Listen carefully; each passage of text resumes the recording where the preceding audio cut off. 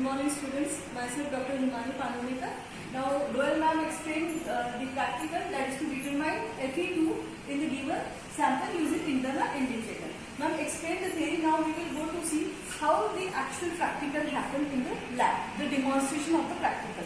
Now, first of all, we will see what are the apparatus used in the practical. As madam already told that we require beaker, volumetric flask, conical flask and all. Now we will one by one see exactly what is the pipette, what is the burette. Now see, the student, this is the 10 ml pipette. What about the pipette, madam already explained in the theory section. Okay? Now this is the burette. Okay, this is the 50 ml burette. So we required burette in this practical.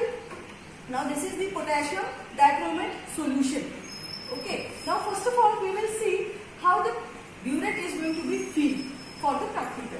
Now if you take a solution and if you fill like this, just like this is the wrong procedure to fill the burette. Now student, how to fill the burette?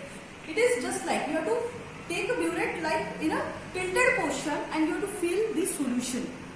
Now see how I am going to fill the solution, how we have to check out that whether the air bubble is over there in the burette or what, and if the air bubble is there in the burette, then how we have to remove it. Now see, in this practical we required two solutions, that is the first one is K2Cr2O7 which is going to be filled in the burette. Now I already told how to fill the solution. Now see, first we have to run this K2Cr2O solution in the burette, and now see, there is no air bubble in the burette. If any air bubble is over there at the tip of the burette, so we have to remove it. Okay, so firstly we have to run the solution, and if we run the solution, then the air bubble is going to be removed. Now as we remove the air bubble like this, now again fill the burette with the solution and adjust it up to the mark.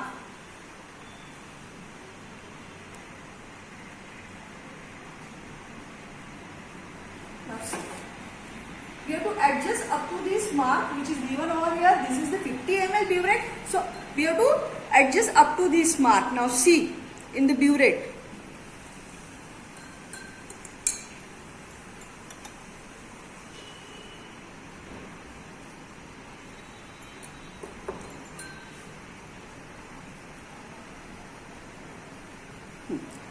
Now this is the exact method how to adjust and all. Now this is the exact procedure to fill the burette, to remove the air bubble and to adjust up to the mark which is given over there on the burette. Okay. Okay. Now next procedure, next part of the practical is that we have to pipette out the FeSO4 solution. Now this is the conical flask, this is the pipette. Okay. Now we are going to pipette out the solution FeSO4 in the burette. Well, ma'am, please. Yes, ma'am. Now see the student. Madam is going to pipette out the solution. Now this is a volumetric pipette and I am using this beaker. So you have to gently place, you are not supposed to thrust this pipette into the beaker, you are supposed to gently place it and suck it with your lips. Make sure that the sucking is not very intense, otherwise the volume or the solution will bump into your tongue, which is very harmful. If you will suck it very fastly, then it is definitely, the solution will, you will take the solution. Now this is my forefinger and I am adjusting the volume of the solution with the forefinger. Wherever you have to stop running the solution, just press it tightly. Now see, all of you can see it is up to the 10 ml mark. Now I am introducing the solution into the conical flask. A mark is over there on the pipette and we have to adjust the solution up to that mark which is given over there on the pipette. Nobody is supposed to blow the pipette because the volume delivered is exactly up to 10 ml. Okay, this is not a graduated pipette as I have earlier told you. This is a volumetric pipette, and when you are using a volumetric pipette, nobody is supposed to blow in this remaining solution. This is the residual solution and it has to be there because the pipettes are exactly given as 10 ml mark. So this is your 10 ml solution into the conical flask. Now to this you will be adding an indicator, 2 to 3 drops of indicator. Now in this conical flask we have to add a indicator. Now our indicator, ma'am already told the name of the indicator, that is the diethylamine, which we are going to use over here as our internal indicator. Now we have to add only 2 to 3 drops of the indicator.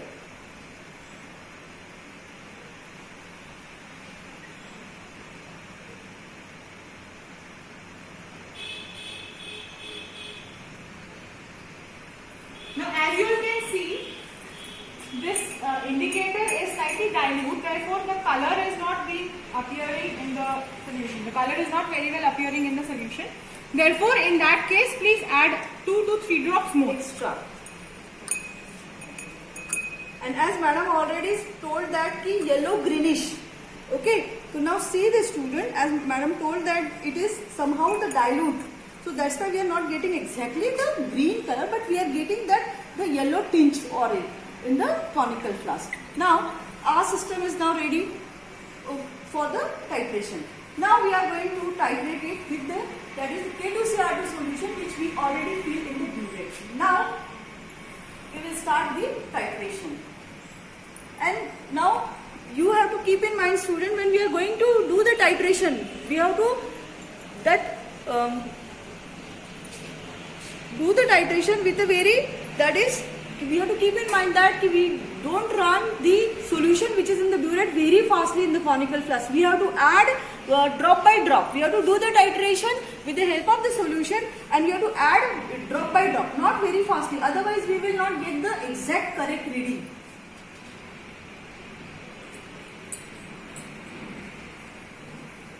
Now add over there drop by drop and just see your burette as well as both the conical flasks, both.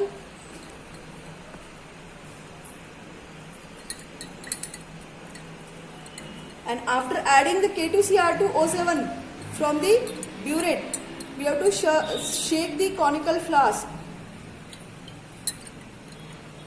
That why we have to shake the conical flask? Because the reaction should take place nicely over there after adding the K2CR2O7 from the burette.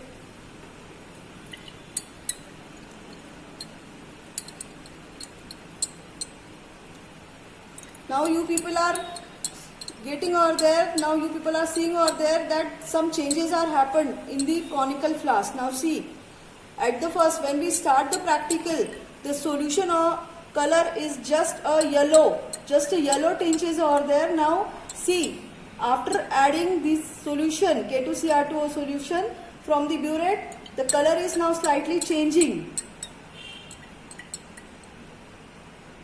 When we start the practical and when our solution was yellow color, that is the starting point. Means that is from that point we have to start the practical.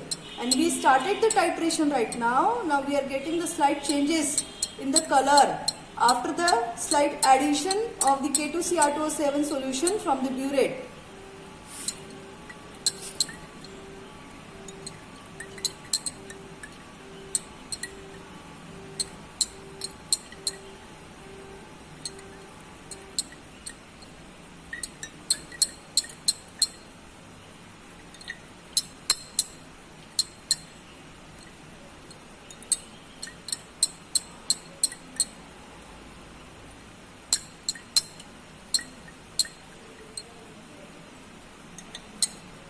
Now see that the color changing is took place very nicely.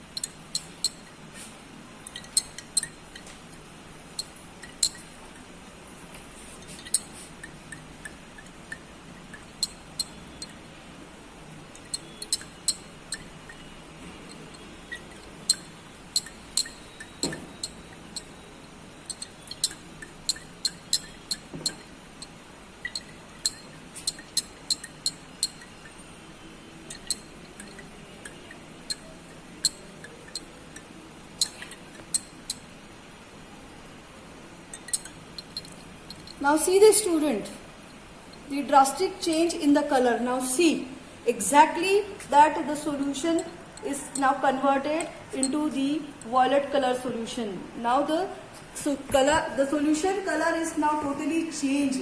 That it changes from that when we start the practical, when we added the indicator in our solution, FeSO4 solution, the color of the solution was just a yellow. Now see, after addition of the K2Cr2O7 solution from the burette and after doing the titration, we are getting this color which is totally changed, and this is your end point. As we are getting the violet color in the conical flask, it itself indicates that now the practical is over, means we have to stop. This is the end point. Now we have to check out that how much solution K2Cr2O7 solution we required for this titration. Now see the reading from the burette, that is 11.8 is the reading, means for this 10 ml FeSO4 solution we required how much? The solution of K2Cr2O7 for the titration, that is 11.7 is our reading. And now we have to perform this practical, we have to perform this titration again for 2 times for getting the constant reading. Now exactly the theory which madam told you in the, that is when she explained the theory, the reduction and the oxidation, both the reaction took place simultaneously, that is the redox reaction. And as the theory which explained by madam is exactly, that is the took place in the conical flask, means when the color was just a yellow tinge, means at that time the oxidation reduction start here, it is yet to be started, and as just we added over there the K2Cr2O solution from the burette, means we started titration, this reaction took place and the color changes are also took place, and with that is the practical is now over, and we have to perform 2 times this practical for getting the constant reading.